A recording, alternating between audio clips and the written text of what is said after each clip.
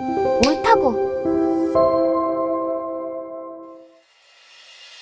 지난 4월 21일 정부는 한국 마스크 100만 장 지원 대상으로 과거 한국전쟁 참전국 22개 국가를 우선한다고 발표했습니다. 당시에 개인적으로 굉장히 가슴 뿌듯해지는 정보 발표였고, 배송 포장지에 각국의 언어로 70년 전의 고마움, 한국은 잊지 않고 있습니다 라는 문구를 꼭 넣었으면 좋겠다라고 생각을 했네요. 한국전쟁 참전 용사들이 이번 기회로 내가 목숨을 걸고 한국을 지켰기에 이렇게 코로나19로 위험한 시기에 성능 좋고 귀한 한국산 마스크를 지원받게 되었다며 해당 국가와 지역사회에서 자부심을 가지고 살아가시길 바라는 마음입니다.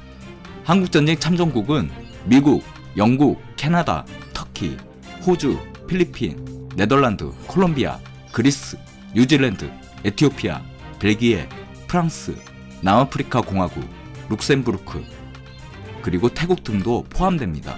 지난 5월 15일 태국 방콕에서 한국전쟁 참전용사를 위한 한국 KF 마스크 4만 장 전달식이 열렸습니다. 태국의 한국전쟁 참전용사들은 가족당 마스크 50장씩 받게 되었습니다.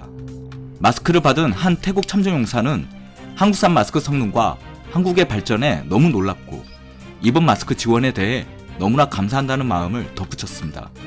태국은 한국전쟁에서 미국 다음 두 번째로 참전한 국가이고 아시아에서는 첫 번째 참전 국가입니다. 물론 한국전쟁 참전국에서 일본과 베트남은 없지요.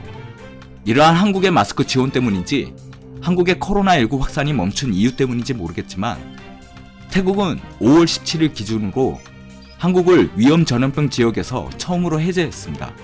물론 태국은 한국보다 방역 시스템이 좋지 않은 국가이고 5월 31일까지 예정되어 있는 모든 외국인 입국 금지 조치는 아직 그대로이기 때문에 이번 조치로 인해 바로 양국 국민의 왕래가 이루어지지는 않을 것입니다.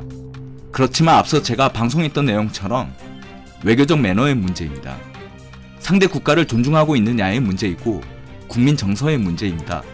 이번 태국의 한국에 대한 위험국가 제외 조치는 어려운 시기지만 그럼에도 불구하고 태국은 한국에 대해 최대한 존중하고 외교적 매너를 지키고 싶다는 취지일 것입니다.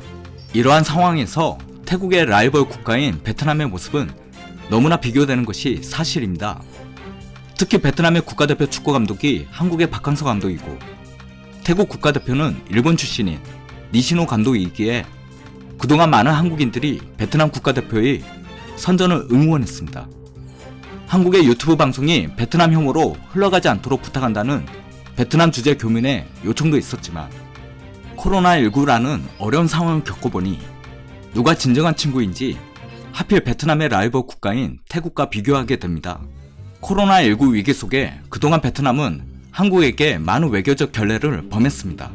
일본에 대해서는 제한이 없더니 한국에게만 입국 제한하고 이를 느닷없이 일방적으로 통보한 점, 사전 통보 없이 한국 항공기에 착륙을 불허한 점, 삼성 LG와 같은 기업인들의 베트남 입국을 막은 점, 갑자기 격리된 한국인 입국자에 대한 처우 문제, 일부 베트남 네티즌이 태극기를 조롱한 점, 이뤄놓은 성적에 비해 낮은 연봉을 받고 있음에도 베트남 사회에 기부하면서 솔선수범하고 있는 우리 박항서 감독에게 연봉 반납 얘기가 불쑥 튀어나오고 있는 베트남 언론의 결례.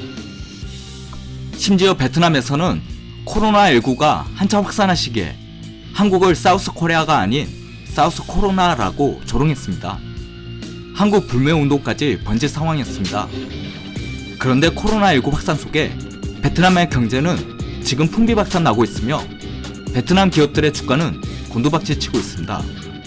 게다가 본인들이 한국에게 외교적 결례를 범했는지 아닌지 판단도 못하고 있는 상황에서 갑자기 한국의 코로나19 확산이 멈추고 방역 모범국으로 급부상한 데다 베트남에게는 봄 같은 존재였던 한국 기업들마저 등을 돌리고 있는 상황, 그리고 한국 내 혐오 베트남 정서가 일어나고 있는 상황에서 위기의식을 느끼는 것 같습니다.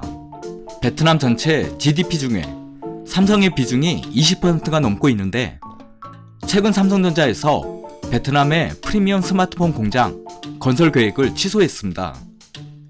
게다가 한국의 효성이 미래 신섬유라 일컫는 아라미드 공장을 베트남 동나이성에 지으려다가 한국 정부의 신소재 육성 정책에 맞물려 돌연 베트남 공장 건설 계획을 취소하고 한국에 울산에 짓기로 계획을 바꿨습니다.